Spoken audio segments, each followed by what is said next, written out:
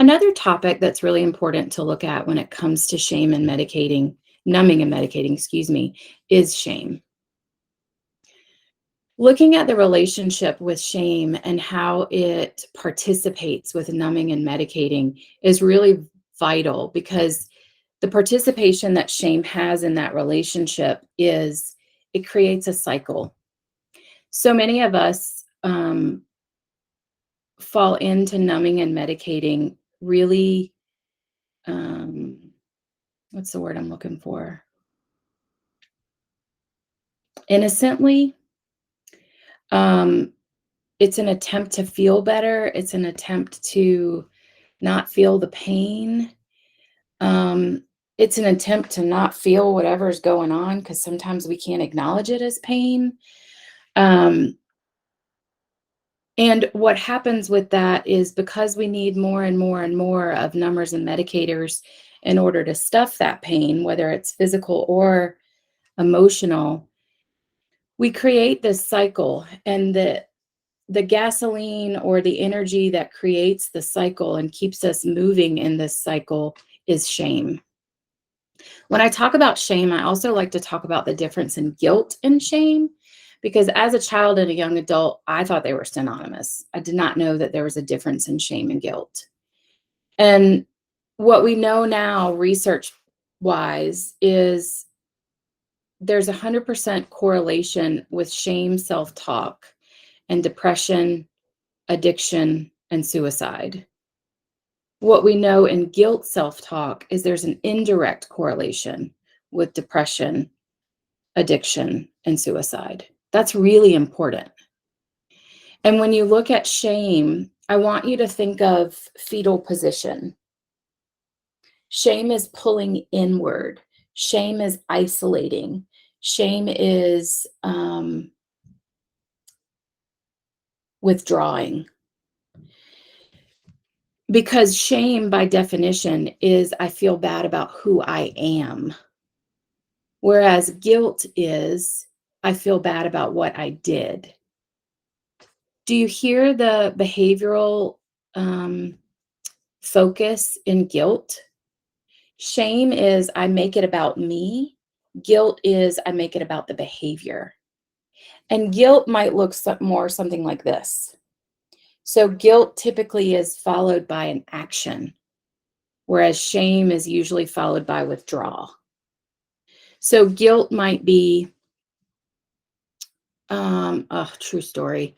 I pull up into the Target parking lot. I open my big ass Sequoia door and I hit the grandma next to me in the Crown Vic. Oh, I get out of my car. I'm so sorry. I'm so sorry. I didn't realize I was that close. I'm so sorry. I feel bad about what I did, not bad about who I am. And the action was the apology. So guilt creates an action step, which gets us unstuck, whereas shame creates a withdrawal, which causes us to be stuck. And as long as I'm in my shame cycle, remember I said shame is like the gasoline to the cycle. In my numbing and medicating, shame is what keeps me there.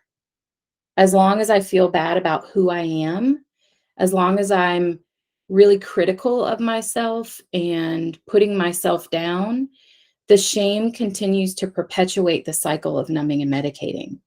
And I might stop one number or medicator. So frequently my mom would say to my dad, and you've got to stop, you need treatment. And he would say, oh, I can do it by myself. I can do it. And he might stop drinking for a little while, but it would never be permanent. And as soon as he quit drinking, he started eating more or working more. So shame fuels the cycle of numbing and medicating, what some people call addiction. And what we want to support in healing and treatment is the awareness of the difference in shame about who I am versus guilt about what I did.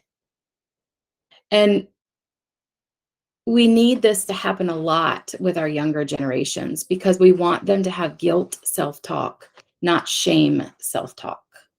Shame self-talk sounds like, prepare yourself because this is going to be very honest.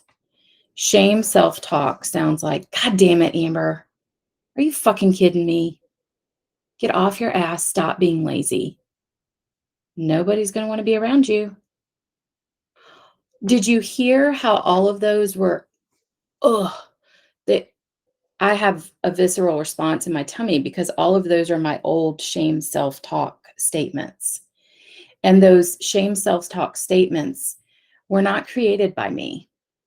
They're created in my backstory. And I think what a lot of people get confused by is my parents never said, God damn it, Amber, like that. Well, mine did. And they don't have to say it if that's the message that's being sent. Because have any of you ever seen the mom look? Brace yourself because I'm going to do it, okay? Have you seen the mom look? Like, what message would you put with that? Because I got a lot of them. And as little kids, that's what we do. We make up what we don't know. And the message on my face was sure as hell not loving. It was critical. It was shaming. It was blaming. So when we look at shame and guilt in relationship to numbing and medicating, we have to acknowledge the gasoline that gives our cycle. And if we want to get off of that numbing and medicating behavior, we have to do the opposite of shame. We have to be able to have some self-compassion. We have to be able to reparent and rewrite some of the scripts that show up so unconsciously for so many of us. And the way that I start to teach this with clients in closing is I want you to think about the way you talk to yourself. And would you ever say to your best friend, your son, your daughter, or your dog, the things that you say to yourself?